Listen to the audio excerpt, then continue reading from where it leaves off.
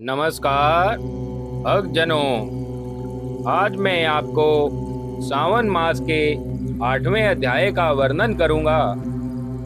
ईश्वर बोले, हे संत कुमार, अब मैं समस्त पापों का नाश करने वाले बुद्ध गुरु व्रत का वर्णन करूंगा, जिससे श्रद्धा पूर्वक करके मनुष्य परम सिद्धि प्राप्त करता है।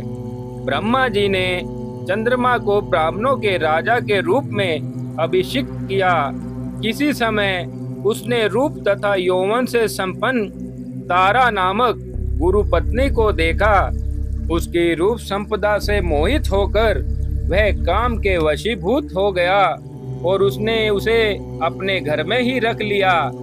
इस प्रकार बहुत दिन बीतने पर उसे बुद्ध नामक एक पुत्र प्राप्त हुआ, जो बुद्धिमान, सौंदर्यशाली तथा सभी लक्षणों से युक्त था।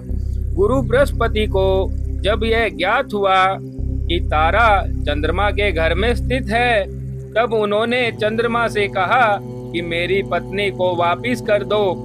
अनेक तरह के समझाने पर भी जब चंद्रमा ने तारा को वापिस नहीं किया, तब बृहस्पति ने देवताओं की सभा में जाकर देवराज इंद्र को यह वरदान सुनाया और कहा, हे शक्र, आप देवताओं के राजा हैं, अतः आप अपनी आज्ञा से आप उसे दिलाएं, अन्यथा उस चंद्रमा के द्वारा किया गया पाप आपको निसंदेह लगेगा, क्योंकि शास्त्र निर्णय के अनुसार प्रजा के द्वारा किए गए पाप को राजा भोगता है।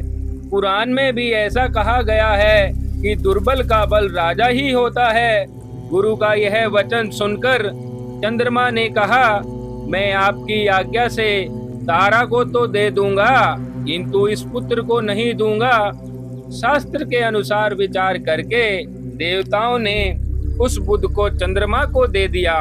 इसके बाद गुरु को उदास देखकर देवताओं ने उन दोनों को वर प्रदान किया, हे चंद्र, अब तुम घर जाओ, यह तुम्हारा भी पुत्र है और बृहस्पति का भी है।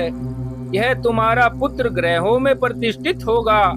हे सुराचार्य, आप यह दूसरा भी शुभ वर ग्रहण कीजिए कि जो बुद्धिमान व्यक्ति दोनों बुद्ध गुरु का व्रत मिलाकर करेगा, उसकी संपूर्ण सिद्धि होगी। यह सत्य है, इसमें संदेह नहीं। शंकर जी के लिए अत्यंत प्रिय इस सावन मास के आने पर जो लोग बुध तथा बृहस्पतिवार के पूजन व्रत करेंगे, उन्हें सब प्रकार की सिद्धि प्राप्त होगी। इस व्रत में दही तथा भात का नैवेद्य वर सिद्धि में मूल हेतु है।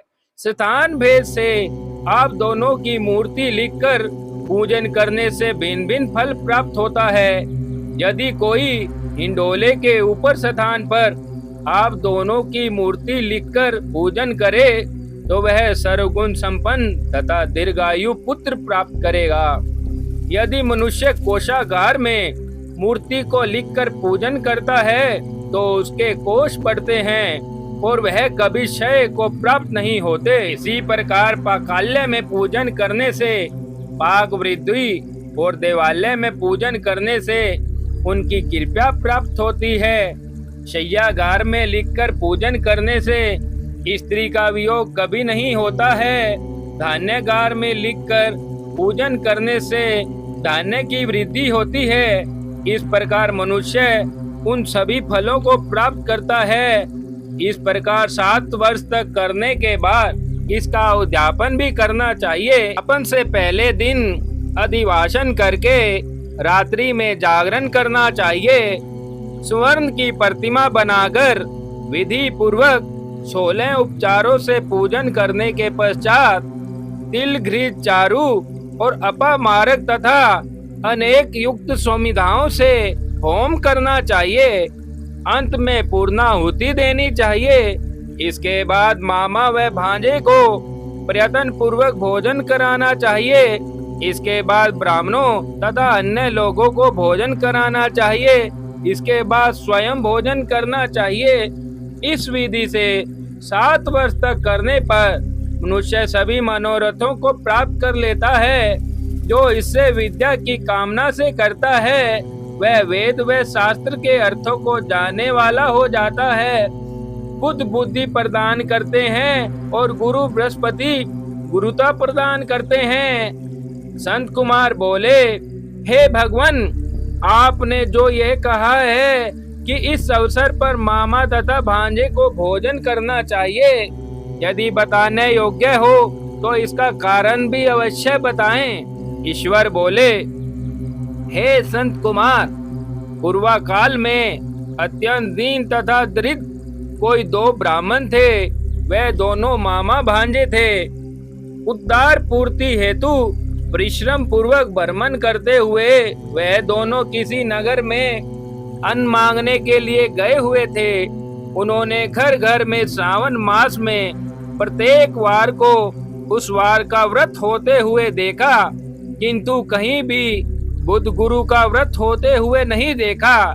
तब उन्होंने बहुत देर तक परस्पर विचार किया कि सभी वारों का व्रत तो सर्वत्र दिखाई दे रहा है, किंतु बुद्ध गुरु का कहीं नहीं आता। इसलिए हम दोनों को चाहिए कि इस शुभ व्रत का अनुष्ठान आदर पूर्वक करें। किंतु हे संत कुमार, इसकी विधि को न जानने के कारण वह दोनों संशय में पड़ गए।